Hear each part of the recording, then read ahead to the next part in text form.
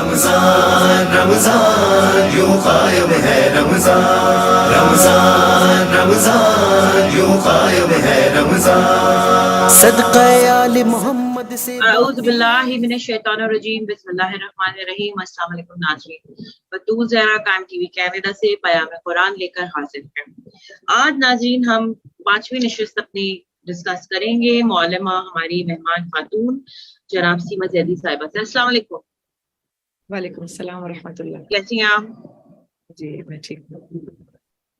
اچھا، آج ہم ڈسکس کرنے جا رہے ہیں، آپ سے معلوم کرنے جا رہے ہیں کہ ہم نے پچھلے پروگرام میں آپ نے ہمیں بتایا کہ قل هو اللہ احد، اور دوسرے آپ نے توحید کی 4 اقسام بتائیں۔ اچھا، آج آپ ہمیں کیا بتا رہے ہیں مجھے اور میرے ناظرین کو؟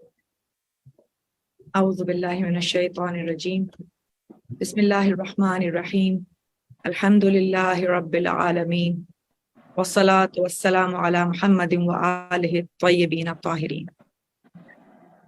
اور چونکہ ہم اس جلیل القدر سورہ کے بارے میں گفتگو کر رہے ہیں تو اس کی صفات اور اس کی فضیلتیں اتنی زیادہ ہیں کہ میں چاہ رہی تھی کہ آج ایک اور فضیلت آپ کو سناؤں اور اس سے اپنے کا آغاز کروں۔ امام سجاد علیہ السلام سے منقول ہے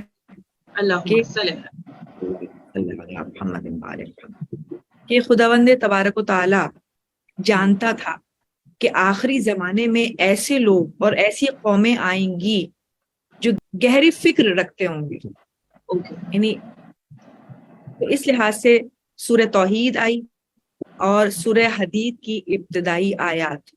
تو اگر ان مضامین سے ہٹ کر جو اللہ کی تلاش میں نکلے گا وہ ہلاک ہو جائے، یعنی ایک طریقے سے اس آخری دور میں، اس لیے اب یہ دور آخری دور ہے امام زمانہ اجل اللہ فرجہ شریف کا، یہ آخری دور چل رہا ہے۔ تو میرے مولا نے اس آخری زمانے کے لوگوں کی عقل و فہم کو اس قابل سمجھا اور کہا کہ چونکہ پروردگار عالم نے ان کو اتنی فکر عطا کی ہے اس آخری زمانے کے لوگوں کو کہ ان کی فکر کی پیاس کو بجھانے کے لیے، ان کی فکر کو منور کرنے کے لیے، اس لیے کہ دیکھیں جو جتنا زیادہ علم رکھتا ہے، فکر رکھتا ہے، اتنا ہی زیادہ علم کا طالب ہوتا ہے۔ تو اس کے علم کے پیاس کو بجھانے کے لیے، اس کو مطمئن کرنے کے لیے، اس کے نفس کو مطمئنہ کی منزل پہ لانے کے لیے پروردگار عالم نے سورہ توحید جیسا سورہ نازل کیا تاکہ اس کی فکر کی پیاس بجھ سکے، اس کی عقل کی بالیدگی جس لیول پر جا چکی ہے وہ اپنے آپ کو اس سے مطمئن کر سکے۔ تو اس نہج کے اوپر جو ہے وہ اس کے فرمودات ہیں اس سورہ کے، اور جو پیغام ہے، یعنی کہ یہ کسی عام فکر اور ذہن رکھنے والے کے بس کی بات نہیں ہے کہ وہ اس کی عمیق گہرائیوں کو چھو سکے، اس کے عمیق پیغامات کو اس انداز میں وصول کر سکے۔ تو یہ نازل تو رسول اللہ کے دور میں ہوئی، لیکن ہمارے زمانے کے لوگوں کے لیے اس پیغام کے لیے پروردگار عالم نے اس سورہ کو چنا ہے۔ اب یہاں پر میں نے آپ کو اس سے پہلے ہی بتایا تھا کہ مفردات راغب عربی لغت کی بہترین کتاب، جس میں راغب اصفہانی نے صمد کے لیے بہت ساری روایات کو بیان کیا ہے۔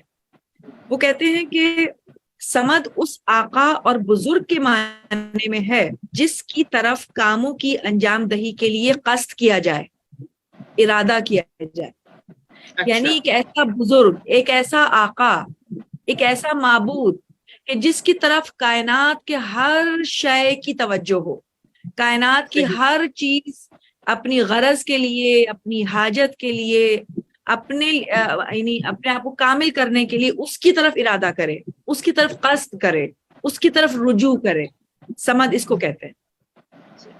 اس کے بعد کہتے ہیں کہ یعنی بندے جس کی بارگاہ میں ارادہ کریں جانے کا، بندے جس کی بارگاہ میں قصد کریں اس کی قربت حاصل کرنے کا، تو جس کی طرف قربت حاصل کر رہے ہیں اس کو صمد کہا جاتا ہے۔ اور پھر اسی طرح سے جو اور امام حسین علیہ السلام کی جانب سے ایک حدیث بیان ہوئی اسی صمد کے معنی کے لیے، تو انہوں نے 5 معنی بیان کیے، اور وہ کہتے ہیں کہ صمد وہ ذات ہے جو دائم ہو، یعنی ہمیشہ ہو، اور ازلی ہو، یعنی قدیم ہو، شروع سے ہی ہو، اور ابدی ہو، یعنی اس کا کوئی کنارہ نہ ازل سے نہ ابد سے کہیں نہ نظر آ رہا. صمد وہ موجود ہے جو اندر سے خلا نہ رکھتا ہو، یعنی پر ہو. پر. صمد وہ ہستی ہے جو نہ کھاتی ہو نہ پیتی ہو. صمد وہ ہستی ہے جو کبھی نہ سوتی ہو. صحیح. یعنی اگر ہم ان تمام چیزوں کو ملائیں، ان تمام تعریفوں کو ملا کر ایک کامن تعریف بنانا چاہیں تو کیا کہیں گے؟ ایک ایسی ذات جو ازل سے ہے اور ابد تک رہے گی،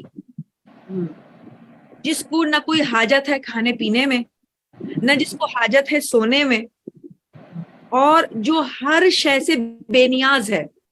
صحیح. یعنی وہ کسی کی طرف رجوع کرنے والی نہیں ہے، بلکہ صحیح. ہر شے اس کی طرف رجوع کرنے والی ہے.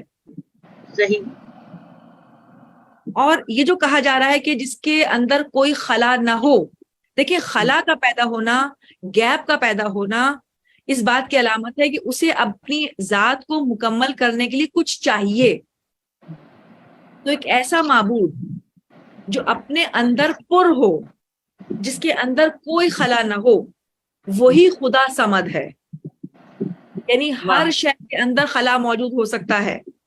کیوں؟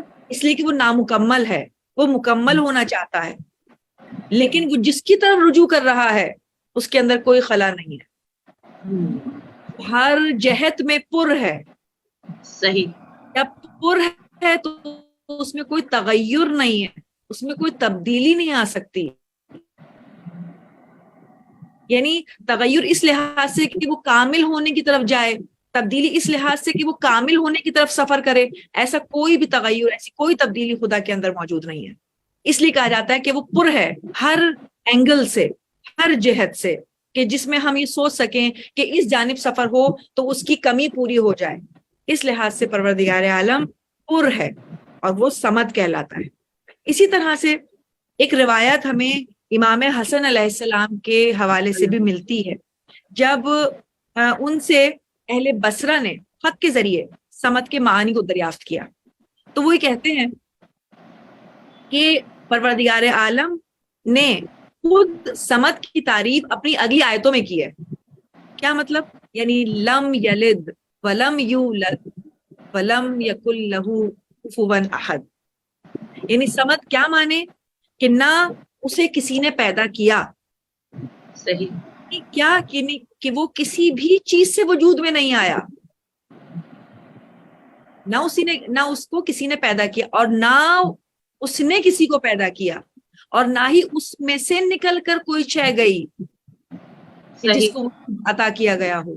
یعنی نہ وہ کسی کے وجود کا حصہ ہے، نہ کوئی اور اس کے وجود کا حصہ ہے، جس کو ہم آسان الفاظ میں کہتے ہیں کہ نہ اس کا کوئی باپ ہے اور نہ اس کا کوئی بیٹا. وہ کسی کی. صحیح صحیح صحیح. یعنی نہ اس کا کوئی باپ ہے اور نہ وہ کسی کا باپ ہے، یعنی نہ اس کا کوئی بیٹا ہے. اور اس کے بعد کہتے ہیں کہ اور کوئی اس کا ہمسر نہیں، یعنی کوئی اس جیسا نہیں، نہ تو مرتبے میں، نہ شکل و صورت میں، نہ خلقت میں، نہ خلقت میں، یعنی کسی بھی حوالے سے اس کی کوئی اس کی ہمسری نہیں ہے. یہ وہ تعریف ہے جو خود پروردگار عالم نے صمد کی تعریف میں بیان کی. واہ واہ. یہ امام حسن علیہ السلام سے مروی ہے کہ انہوں نے اس طرح سے اہل بصرہ کو جواب دیا. ایک اور حدیث میں محمد بن حنفیہ جو مولا کائنات کے بیٹے ہیں، انہوں نے جب اپنے بابا سے، امیر کائنات سے، امیر المومنین علی علیہ السلام سے صمد کے بارے میں سوال کیا تو میرے مولا نے جواب دیا انہیں کہ صمد کی تعویل یہ ہے کہ وہ نہ اسم ہے اور نہ جسم ہے، نہ اس کا کوئی مثل ہے، نہ نظیر ہے، نہ صورت ہے، نہ تمثال ہے، نہ حد ہے، نہ حدود ہے، نہ محل ہے، نہ مکان ہے، نہ حال ہے، نہ یہ ہے، نہ یہاں ہے، نہ وہاں ہے، نہ پر ہے، نہ خالی ہے، نہ کھڑا ہے، نہ بیٹھا ہے، نہ ساکن ہے، نہ متحرک ہے، نہ ظلماتی ہے، نہ نورانی ہے، نہ نفسانی ہے. اس کے باوجود کوئی بھی جگہ اس سے خالی نہیں ہے اور کسی مکان میں اس کی گنجائش نہیں ہے. نہ وہ رنگ رکھتا ہے، نہ انسان کے دل میں سما سکتا ہے، نہ اس کی کوئی بو ہے، یہ سب چیزیں اس کی ذات پاک سے مبرہ ہے۔ اب دیکھیں یہ جو طویل ترین انہوں نے حالات کی کیفیت بتائی ہے، اس سے واضح طور پر یہ بتایا جا رہا ہے کہ دیکھیں اگر ہم یہ سمجھتے ہیں کہ کوئی جسم ہوگا جو بہت ہی بڑا کوئی جسم کے جو آنکھوں میں نظر نہ آ سکے، ان کا کوئی جسم نہیں ہے، اگر یہ کہتے ہیں کہ اس کی کوئی ایگزامپل اس جیسا نہیں، کسی جیسا نہیں، کیا ہمیں اس جیسا کوئی اور مل پائے گا؟ کیا اس جیسا کوئی بن پائے گا؟ نہیں، اس کی کوئی نظیر نہیں ہے، صحیح ہے نا؟ یعنی نہ صورت میں، نہ مرتبے میں، نہ مقام میں، نہ حیثیت میں، نہ ہمسری میں۔ اور اگر ہم کہیں کہ کیا کوئی حد بھی ہے، اور کوئی بھی حد ہم اپنے خیال میں سوچ سکیں، وہ اس حد سے بھی بالا تر ہے، انفینٹی یعنی انفینٹی، یعنی غیر متناہی، متناہی نہیں بن سکتا، حدود میں نہیں آ سکتا۔ اور جب آپ نے جیسے آپ نے کہا کہ غیر متناہی، تو خود غیر متناہی ہونا ٹیکنیکلی ثابت کرتا ہے کہ اگر ایک شے لامحدود ہو جائے تو جب وہ خود ہی شے لامحدود ہے تو کوئی اس جیسی کیسے ہو سکتی ہے؟ اگر اس جیسی کوئی ہوگی تو دونوں ذاتوں کو محدود کرنا پڑ جائے گا کہ یہاں یہ وہاں وہ۔ تو اب جب وہی ایک ہی ذات لامتناہی ہوگی تو کوئی دوسری شے کا تصور نہیں کیا جا سکتا۔ اگر ہم کسی شے کا تصور کریں گے تو وہ اس لامتناہی کے اندر ہی آ پائے گی۔ صحیح۔ جب ہم نے ایک ذات کو لامتناہی کہہ دیا تو اب کوئی شے اس کی دسترس سے باہر نہیں ہے، لہٰذا کوئی دوسرا خدا ممکن نہیں ہے کہ وجود میں آ جائے۔ اگر وجود میں آ جائے گا تو دونوں ذاتوں کو محدود کرنا پڑ جائے گا، صحیح، لہٰذا ان دونوں میں سے کوئی خدا نہیں ہو سکتا کہ جو محدود ہو جائے۔ تو لہٰذا ایک ایسے خدا کو کہ جس کو ہم لامتناہی کہہ رہے ہوں، غیر متناہی کہہ رہے ہوں، جس کی کوئی حدود نہ ہو، جو کسی مکان میں نہ آ سکے، جس کے لیے کوئی زمانہ نہ ہو، وہ ہر زمانے میں ہو، تو پھر وہ ایک ایسی ذات ہے کہ وہ چونکہ ہر امکان کو گھیرے ہوئے ہے، ہر پاسبلٹی کو گھیرے ہوئے ہے، لہذا کوئی بھی اور شے کسی بھی حوالے سے ایک الگ مقام بنا نہیں پائے گی۔ ہر مقام، ہر جگہ، ہر مکان، ہر زمانہ، ہر حال اسی کے اندر آ جائے گا۔ صحیح، لہذا وہ ایک ایسی ذات ہے، اور ایک ایسی ذات جو اندر سے مکمل طور پر بھری ہوئی ہو، پر ہو، یعنی اس کے اندر کوئی اور شے سما نہ سکے، کوئی اور شے اس کے اندر آ نہ سکے۔ صحیح، یہی وجہ ہے کہ وہ خود کسی شے کے اندر نہیں سما سکتا، کسی شے کے اندر اتنی ظرفیت نہیں ہے کہ خدا اس کے اندر آ سکے، اور نہ ہی کوئی اور شے اس کے اندر جا سکتی ہے، یعنی جگہ نہیں بنا سکتی۔ کیوں نہیں جگہ بنا سکتی؟ اس لیے کہ پر ہے، کوئی خلا ہی نہیں کہ جو اس گیپ کو بھرنے کے لیے کوئی شے اس کے پاس جا سکے، اور نہ ہی وہ کسی شے کے اندر جا سکتا ہے۔ کیوں؟ اس لیے کہ کسی شے کے اندر اتنی ظرفیت نہیں ہے کہ وہ خدا کو اپنے اندر سمو سکے۔ دونوں جانب سے جو ہے وہ ایک امکان ممکن نہیں ہے، موجود ہی نہیں ہے۔ اسی طرح سے پروردگار عالم نے جو اپنی اگلی آیات میں کہ لم یلد ولم یولد ولم یکن لہ کفوا احد، یہ جو کہا، یہ خود صمد کی تعریف بیان کرتے ہوئے کہا، اور ساتھ ہی ساتھ ہم ان آیات کو بھی اگر ہم شامل کریں تو پروردگار عالم نے اسی صمد کی تعریف ہی کو وضاحت کے ساتھ پروردگار عالم نے اپنی سورہ میں جی اچھا، اس میں جو لم یلد ولم یولد کا جو اشارہ ہے وہ خود اس عقیدے کی بھی نفی کر رہا ہے کہ جو اس سے پہلے عقائد موجود تھے۔ جیسے ہم نے اپنی پہلی آیت کے شروع میں ذیل میں جب اس کی شان نزول بیان کر رہے تھے تو ہم نے کہا تھا کہ چونکہ کچھ یہودی آئے تھے، کچھ مشرکین آئے تھے یہ پوچھنے کے لیے کہ آپ کا خدا کیسا ہے، آپ کا خدا کیسا ہے، تو اب یہ آیت خود اس سوال کا بھی ایک جواب دے رہی ہے کہ تم جن خداؤں کو مانتے ہو، تم ایک سے زیادہ خداؤں کو مانتے ہو، حالانکہ عیسائیت اور یہودیت یعنی یہ وہ قومیں ہیں جو براہ راست خدا کی جانب سے بھیجے گئے انبیاء کی قومیں ہیں، حضرت عیسیٰ کی قوم، حضرت موسیٰ کی قوم. لیکن یہ لوگ اپنے دین سے پھر گئے اور انہوں نے اس یکتا خدا کی عبادت کو چھوڑ کر مختلف یعنی کہ خداؤں کے دعوے دار بنے. یعنی جس میں یہودیوں کا عقیدہ یہ ہے کہ عزیر اللہ کے بیٹے ہیں. اب دیکھیں یہاں پر مشرکین کا معاملہ یہ تھا کہ وہ تو بتوں کو پوج رہے ہیں، وہ تو مٹی کے خداؤں. کون ہے؟ نبی ہے کوئی؟ یہ نبی ہیں. تو اب اس میں کمپیریزن اگر ہم کریں تو ہندوؤں کا معاملہ یا مشرکین کا معاملہ یہ تھا کہ وہ تو اپنی طرف سے خود اپنے ہاتھوں سے بتوں کو بناتے تھے اور انہیں امپلیمنٹ کرتے ہیں خود ہی. جی صحیح. تو وہاں تو نفی یہ ہوئی کہ تم جتنے بھی خدا بنا لو ان میں سے کوئی ایک نہیں ہے، ان میں سے کوئی بھی نہیں ہے. لا الہ، ان میں سے کوئی نہیں، کوئی خدا نہیں. اور پھر توجہ دلائی گئی اللہ ہوا، اللہ ہو، سوائے اس کے.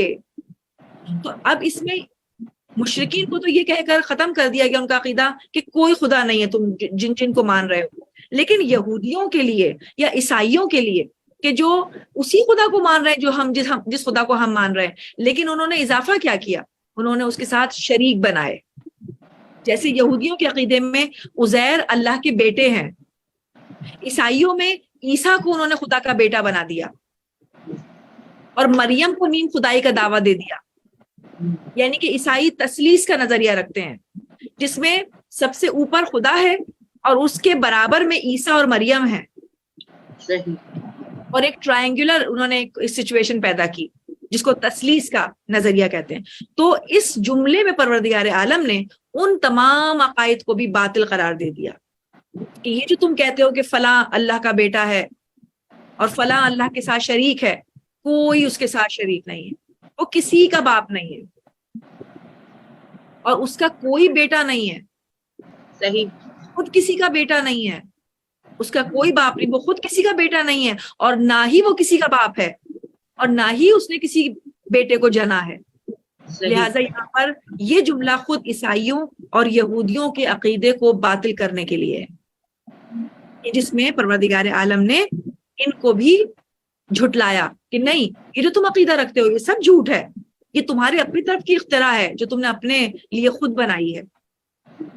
اور اس کے بعد آخری جملہ وَلَمْ يَكُنْ لَهُ كُفُوًا أَحَدٌ. اور اگر تم یہ سمجھتے ہو کہ کوئی اس جیسا بن پائے گا، کوئی اس کی شبیہ بھی تمہارے ذہن میں بھی اگر آ سکتی ہو، تو ایسا بھی ممکن نہیں ہوگا کہ تم اس جیسا کوئی سوچ بھی سکو، تصور نہیں ہے، تصور بھی نہ کر سکو. یعنی پریکٹیکلی نہ تو ممکن ہے اور نہ ہی تھیوریٹیکلی خیالاتی طور پر یہ ممکن ہے کہ کوئی اس جیسا کفو بن جائے. عام طور پر کفو ہم کیا کہتے ہیں، جیسے مثال کے طور پر ہم زوج کی بات جب کرتے ہیں، یعنی ہم شادی شدہ جوڑوں کی جب ہم بات کرتے ہیں تو ہم کہتے ہیں بھئی یہ اس کا کفو ہے. اور عام طور پر ہم مولائے کائنات کی فضیلت کے لیے یا بی بی کی فضیلت کے لیے کہتے ہیں کہ بی بی کے لیے کفو مولائے کائنات ہی تھے اور مولائے کائنات کی جو کفو جو تھی وہ جناب سیدہ ہی تھی. یعنی کہ کفو کا مطلب ہوتا ہے ہم برابر ہونا، ہم پلہ ہونا، چاہے وہ رتبے میں ہو، چاہے وہ خلقت میں ہو، چاہے وہ مقام کے اندر ہو یا اخلاق میں ہو یا عمل میں ہو، کسی بھی حوالے سے کسی بھی جہت سے اگر ہم یہ سوچ سکیں کہ کفو کے لیے کوئی صفت سوچیں یا کوئی جہت سوچیں، پروردگار عالم ایسی تمام جہات سے مبرہ ہے. کسی بھی حوالے سے، کسی بھی اینگل سے ہم یہ نہیں سوچ سکتے کہ پروردگار عالم کا کوئی ہمسر بن پائے گا، کوئی ہو پائے گا. یعنی نہ تو ہے اور نہ ہی بن پائے گا، نہ ہی ہو پائے گا. چاہے وہ ہم عملی میدان، یعنی چاہے ہم اس کو اپنے عملی میدان میں کسی کو دیکھنا چاہتے ہوں یا ہم تصوراتی طور پر کوئی چیز سوچنا چاہتے ہوں، نہ ہم سوچ سکتے ہیں اور نہ ہی ہم اس جیسا کوئی ڈھونڈ پائیں گے عملی میدان میں کہ جو اس جیسی صفات رکھتا ہو، اس جیسی لامحدودیت رکھتا ہو، اس جیسی جو ہے وہ یکتائی رکھتا ہو، اس جیسی سمدیت رکھتا ہو، اس جیسی بے نیازی رکھتا ہو. تو پروردگار عالم اس بات سے بے نیاز ہے. اور دیکھیں بے نیازی جو ہم کہتے ہیں کہ سمد کا مطلب بے نیازی، بے نیاز کا مطلب نیازمند جو ہم کہتے ہیں نیازمندی ہونا، یعنی ہم سب نیازمند ہیں پروردگار عالم کے لیے، لیکن وہ کسی سے نیازمند نہیں ہے، وہ اپنی کسی حاجت کو کسی سے پورا نہیں کروا رہا. اس کا بے نیاز ہونا بتا رہا ہے کہ وہی خدا بننے کے لائق ہے. اگر وہ نیازمند ہوتا، اگر اس کی حاجت کسی کے ذریعے پوری ہوتی تو پھر وہ خدا کہلانے کے لائق نہ ہوتا. ایک ایسے خدا کا تصور دین اسلام نے ہمیں دیا کہ جس میں ایک لمحے کے لیے بھی کوئی حاجت، کوئی ضرورت اس خدا کی کسی کے ذریعے بھی پوری نہیں ہو رہی. اور یہ خدا کا تصور کسی بھی مذہب نے نہیں دیا، نہ عیسائیت نے، نہ یہودیت نے، نہ ہندوؤں نے. یعنی کسی بھی انداز میں آپ دیکھیں، کسی بھی مذہب میں، جو دنیا میں بے شمار مذاہب ہیں، کسی مذہب نے ایک ایسے خدا کا تصور ہمیں نہیں دیا کہ جس میں خدا ایک ایسا بے نیاز ہو کہ تمام کے تمام، سب کے سب اپنی نیاز مندی کے لیے اس کی طرف رجوع کر رہے ہو، اس کی طرف ارادہ کر رہے. تو ایک ایسا خدا ہمیں نصیب ہوا، اور ایک ایسا خدا ہمیں رسول اللہ کے ذریعے ہی متعارف ہوا. اگر رسول خدا، یعنی ہم اس لحاظ سے اپنے آپ کو خوش نصیب تصور کریں کہ ہم ایک ایسی امت میں ہیں، ایک ایسے رسول کی امت میں ہیں کہ جس نے ایک ایسے لامحدود خدا کی طرف ہماری توجہ دلائی. سبحان اللہ، سبحان اللہ. جی اچھا یہ بتائیے کہ آپ نے بڑی ایک ہوپ فل بات کی ابھی اس پروگرام کے بیچ میں. دراصل ہم لوگ یہ سنتے آ رہے ہیں ہمیشہ سے مجالسوں میں، دروس میں، کہ آخری زمانہ ایسا آئے گا یا ایک زمانہ ایسا آئے گا جس سے زیادہ تر ہماری معاشرے کو تشبیہ دی جاتی ہے. کافی مایوس کن ہیں وہ ساری چیزیں، کہ مطلب بھٹک چکے ہوں گے، بہک چکے ہوں گے. مگر آپ نے ایک ایسی پازیٹیو بات کی ہے جو کہ میں دوبارہ چاہوں گی کہ آپ اس پہ روشنی ڈالیں، کہ انہوں نے کہا کہ آنے والی جو زمانہ ہے، یعنی آنے والی جو نسل، یعنی ان کا اشارہ یہ تھا کہ ہم سب وہ زیادہ غور و فکر کریں گے. جی دیکھیں، بات یہ ہے کہ انسانیت جو ہے نا بتدریج اپنی عقل کی کامل ہونے کی طرف جا رہی ہے. ہم آدم سے لے کر خاتم تک اور خاتم سے لے کر آج تک اگر ہم سفر دیکھیں انسانیت کا، تو انسانیت اپنی عقل کو کامل کر رہی ہے. اور یہ جو عقل کا کامل ہونا ہے، یہ اس علم کے آنے پر ہے جو وہ جستجو کر رہا ہے اس میدان میں. اب دیکھیں یہاں پر اگر کوئی ایک انسان بھی علم حاصل کرتا ہے اور کائنات کے کسی راز کو افشا کرتا ہے، تو اس کے ذریعے تمام دوسرے انسانوں کے سامنے بھی وہ راز افشا ہو جاتا ہے، یعنی سب کے سب اس چیز سے بہرہور ہو جاتے ہیں. تو ایک انسان ایک کمال کی طرف جا رہی ہے. تو اس آخری زمانے میں علم اپنے کمال کی طرف ہے. جہاں بہت ساری برائیاں ہیں، وہاں انسان کی یہ ترقی علم کی طرف اور ایجادات کی طرف، یہ بھی ایک حقیقت ہے.